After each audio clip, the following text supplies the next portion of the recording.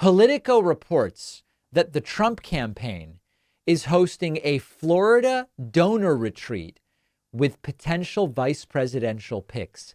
This is feeling like the VP stakes / the Apprentice episode in Trump's home for 400 donors. As Politico reports, the May event in Palm Beach is expected to attract around 400 donors. A copy of the invitation obtained by Politico lists 16 special guests for the event that will be held May 3 to 5 in Palm Beach. Among them are names being mentioned as Trump's possible VP running mates: Senators Marco Rubio and Tim Scott and J.D. Vance, Governors Doug Burgum and Kristi Noem, Congress folks Elise Stefanik and Byron Donalds. Apparently, Tulsi Gabbard will not be here, but it does list additional special guests, so that's also possible. It's an invitation-only event. It is going to be a big fundraiser. It's also going to be an opportunity, I guess in some sense, for the vice presidential contenders to schmooze donors and presumably to go to Trump and say, listen, if you go with Tim Scott rather than Burgum, I'm in for X amount of money through the super PAC or whatever the case may be. There's a couple factors here. Trump has lied so many times about the VP pick that it's impossible to know what's really going on. There was a moment some months ago where he said during a town hall with Brett Baer and Martha McCallum on Fox News, I've already selected the person. It's already a done deal. Months after that, or a few weeks after that, he said there's a lot of contenders. Tim Scott is a possibility. Tucker Carlson is a possibility, seemingly negating the claim that he had already selected the person. So Trump lies all the time.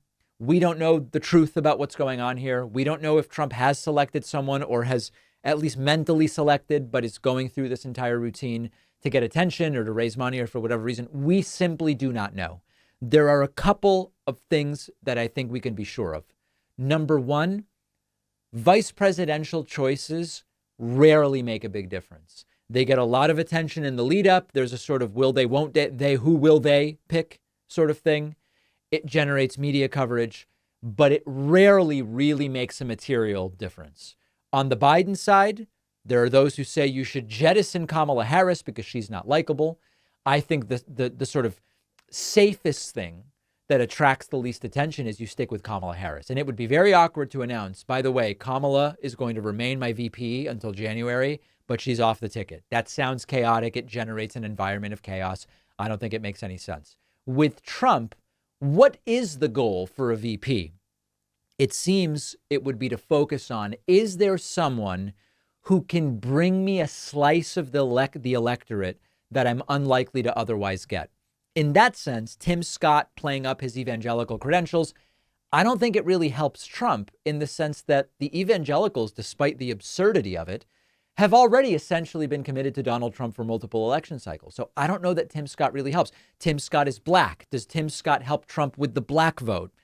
I don't know that he does, because I think most of the black voters that would vote for Trump are already voting for Trump. I don't know that he really expands the electorate. And this is where you sort of end up with, well, what about Tulsi Gabbard? The sort of I left the left and came to the right, to the extent that she's continued to bamboozle some of the left wingers into thinking that she represents something fresh and interesting and valuable.